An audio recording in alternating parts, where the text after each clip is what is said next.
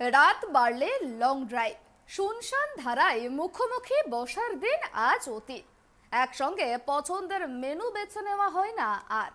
গারদে বসে রাত গোনা আর কোটে ডট এলেই মুখ দেখানো, এভাবেই কেটেছে 8টা মাস। একটা আস্ত বসন্ত হয়তো এভাবেই কেটে যেত, কিন্তু জেলের অন্দরে আচমকা বসন্তের বাতাস। ফাল্গুনের শেষ লগ্নে আবার দেখা হলো দুজনের। না না, সামনাসামনি নয়, কিন্তু ভার্চুয়াল মাধ্যমের পর্দাতেই একে অপরের চোখে চোখ রাখলেন তারা। বিশেষ সিবিআই আদালতের ঘন্টা দুয়েকের শুনানি বলে দিল ভাটা পড়েনি অপার বন্ধুত্বে।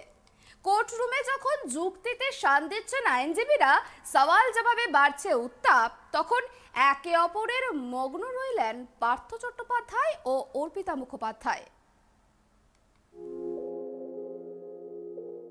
কতগুলো দিন জেলেই আছেন দুজনে, সামনাসামনি দেখাও হয়নি অনেকদিন।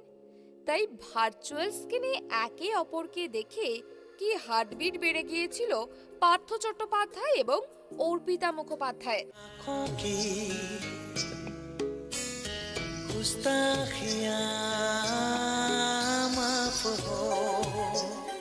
মঙ্গলবার ব্যাংশাল কোর্টে অপার ইশারার প্রেম দেখে সেটাই মনে করছেন অনেকে।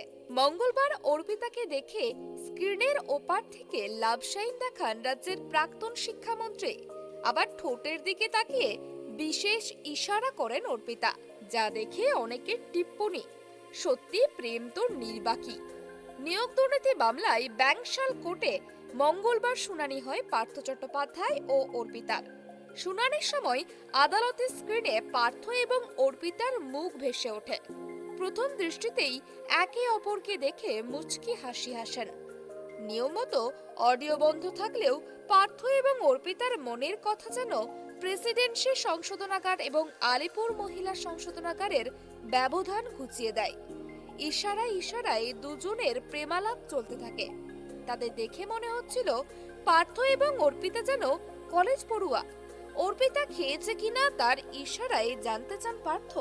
সেই প্রশ্ন শুনেই যেন মনটা ভালো হয়ে যায় অর্পিতার। ঘাড় নেড়ে সম্মতি জানান তিনি। পার্থের উদ্দেশ্যেও ঘাড় নাড়িয়ে একই প্রশ্ন করেন অর্পিতা। সেই ভালোবাসার আদান প্রদানের মধ্যে কলেজ পড়ুয়াদের মতো খুনসুটিতে মেতে ওঠে অপাজুটি। অর্পিতাকে জিভ ভেঙচে দেন 70 বছরের তরুণ পার্থ। তরুণ পার্থকে দেখে নিজের হাসি সামলাতে পারেননি অর্পিতা। সেই হাসিতে যেন পার্থের মনের ঘন্টি বাজতে শুরু করে। বুকে হৃদয় এঁকে হার্ট সাইন দেখান পার্থ। তবে সেখানেই শেষ নয় পার্থ এবং অর্পিতার প্রেমালাপ। বুকে আঙুল দিয়ে কিছু ইশারা করতে থাকেন প্রাক্তন শিক্ষামন্ত্রী পার্থ। সেই ইশারায় হেসে ফেলেন অর্পিতা, যা দেখে অনেকের মনে প্রশ্ন উঠতে শুরু করেছে। শুধুমাত্র অর্পিতার হৃদয়ে পৌঁছাবে এমনই বার্তা দিলেন পার্থ, নাকি অন্য কিছু? সেই প্রশ্নের উত্তর অবশ্য শুধুমাত্র পার্থ এবং অর্পিতাই জানবেন।